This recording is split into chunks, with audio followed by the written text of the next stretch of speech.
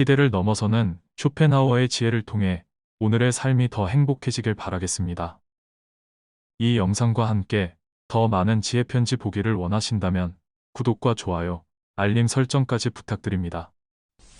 행복을 얻기란 쉽지 않다. 우리 자신의 내부에서 행복을 얻기란 매우 어려우며 다른 곳에서 얻기란 아예 불가능하다.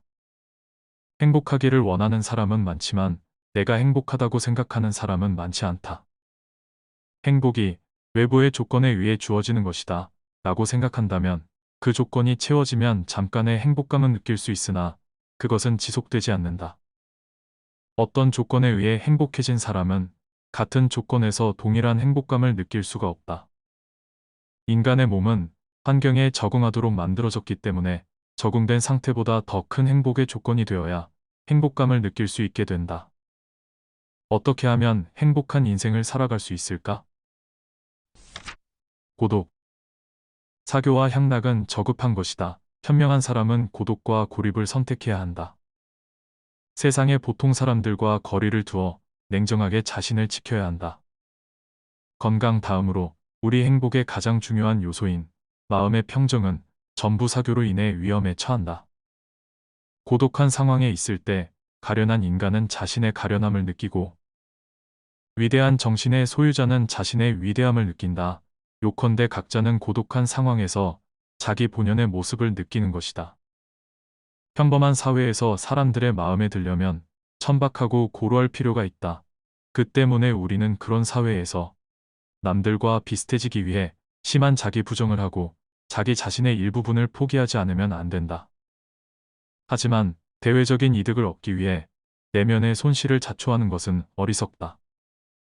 무료함을 야기하지 않는 범위 내에서 여러 관계를 될 수 있는 한 극도로 단순화하고 생활 방식을 극히 단조롭게 해야 행복해진다.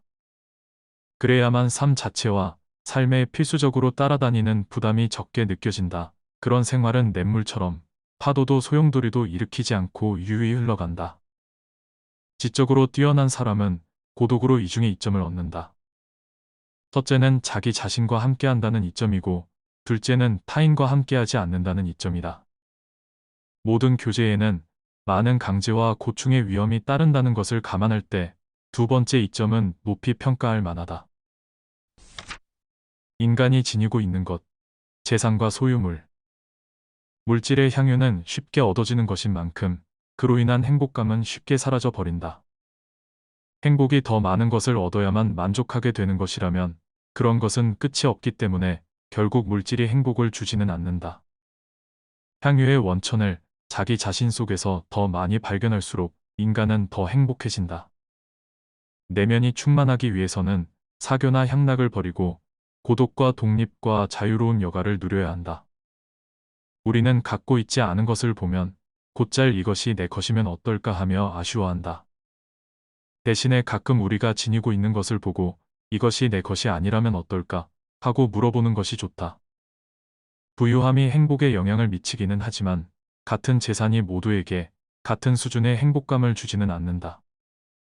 내면의 부가 충분해서 자신을 지탱하기 위해 외부의 도움이 그다지 필요 없거나 전혀 필요 없는 사람이 가장 행복하다. 내적으로 지니고 있는 것이 많을수록 외부로부터 필요한 것이 더 적어지고 다른 사람이 덜 필요한 것이다. 자기 자신에게 만족하고 자기 자신이 전부일 수 있어서 나는 모든 재산을 몸에 지니고 다닌다 라고 말할 수 있다면 그것이야말로 확실한 우리의 행복에서 가장 유익한 특성이다.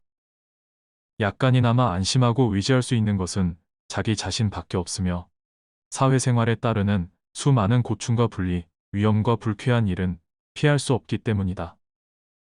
강요는 모든 사회에서 뗄 수 없이 붙어 다닌다. 모든 사회는 희생을 요구하는데 자신의 개성이 강할수록 희생이 커진다. 그에 따라 인간은 누구나 자아의 가치에 비례해서 고독을 피하거나 견디며 사랑하는 것이다.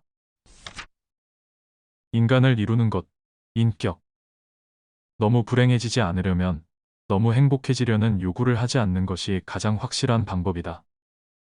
행복, 그것도 우리가 꿈꾸는 만큼의 행복을 얻으려는 역겨운 욕망이 세상의 모든 것을 망쳐버린다. 우리의 행복에서 우리를 이루는 것, 즉 인격이 두말할 필요 없이 가장 중요하다.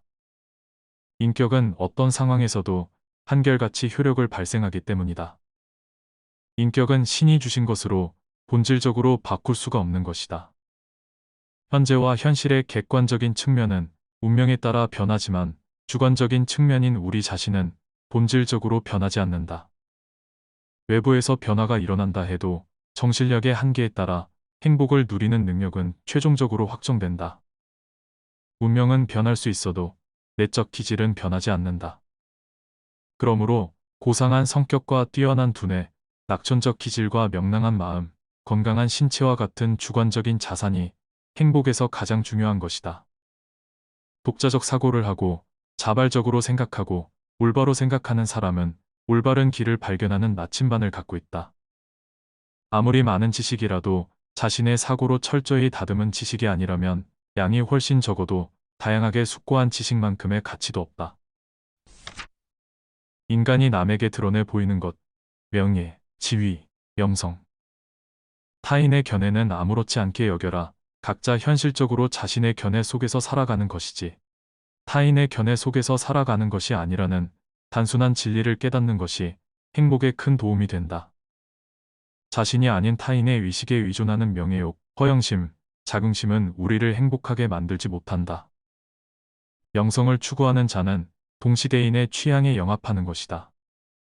그러나 명성을 소홀히 하는 자는 그것에 저항하는 것이다. 어떤 사람을 이루는 것은 어떤 종류와 방식이든 독자적인 그 사람 자신의 모습이다. 여기에 큰 가치가 없다면 그는 별로 가치가 없는 사람이다. 반면에 타인의 두뇌에 비친 그의 삶의 모습은 부차적이고 파생적인 것이며 우연에 내맡겨진 것이라서 참된 본질과는 간접적으로만 관계를 맺을 뿐이다. 자긍심은 자신의 확고한 확신이지만 허영심은 이러한 확신을 타인의 마음속에서 일으키려는 것이다. 민족적 자긍심은 가장 값싼 자긍심이다. 자랑할 만한 개인적 특성이 부족함을 드러내는 것이다. 어떤 상황에서도 그 자체로 인간을 이루는 것이 절대적 가치를 지니며 명성은 그에 대한 부가적이고 우연히 주어지는 것이다. 공적과 명성이 항상 공존하는 것은 아니다. 그러므로 명성 그 자체에 의존해서는 안 된다. 정신이 빈약하고 천박한 사람일수록 사교적임을 알 수 있다. 가장 좋고 가장 바람직한 것은 각자 자기 자신을 위해 존재하고 존재할 수 있어야 한다. 인생에 걸쳐 매일, 매 시간 그 자신 자체일 수만 있다면 더 이상 아무것도 필요할 게 없다. 현재는 현실적으로 충만한 시간이고 우리의 생활은 오로지 현실 속에서만 존재한다. 그 때문에 우리는 현재를 항시 명랑한 기분으로 받아들여야 한다. 직접적인 불쾌감이나 고통이 없는 그런대로 견딜 만한 자유로운 시간은 일부러 그 자체로 즐기는 것이 좋다. 평범한 사람은 단지 시간을 보낼 생각만 하지만 재능이 있는 사람은 시간을 활용한다. 명랑하고 즐거운 순간이 얼마든지 있었지만 언짢은 얼굴을 하고 제대로 즐기지 못한 채 보내놓고 나중에 우울한 시간이 찾아오면 좋았던 옛날을 헛되이 그리워하며 탄식을 내뱉는다.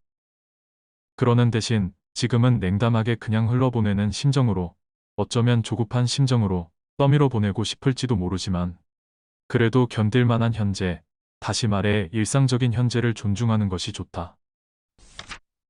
생각, 의식. 각자 살아가는 세계는 무엇보다 그의 세계관에 의해 좌우되므로 생각의 차이에 따라 달라진다.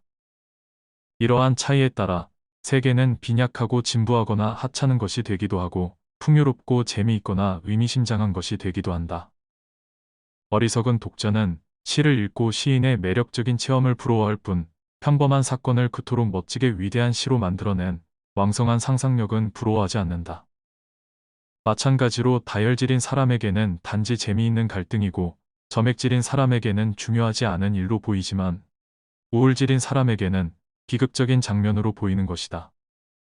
누구나 자신의 피부 속에 들어있는 것처럼 자신의 의식 속에 들어있어 자신의 의식 속에만 갇혀 살아가는 것이다. 그러므로 외부에서 그를 도와줄 길이 별로 없다.